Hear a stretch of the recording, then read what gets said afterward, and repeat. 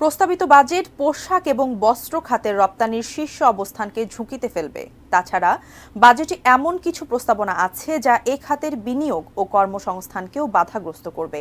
শনিবার ২০২৪-২৫ অর্থবছরের প্রস্তাবিত বাজেট বিষয়ে উত্তরার বিজিএমইএ কমপ্লেক্সে বিজিএমইএ, বিকিএমইএ ও বিটিএমএ এর যৌথ সংবাদ সম্মেলনে এসব কথা জানান সংগঠন তিনটির নেতারা।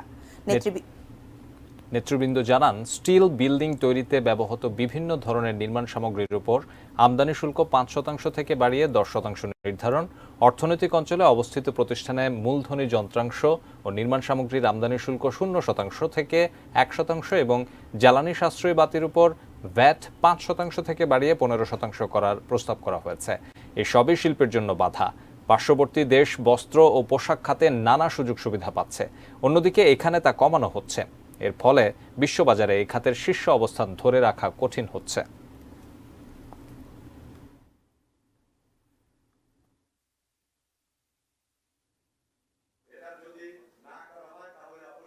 কোথায় 50%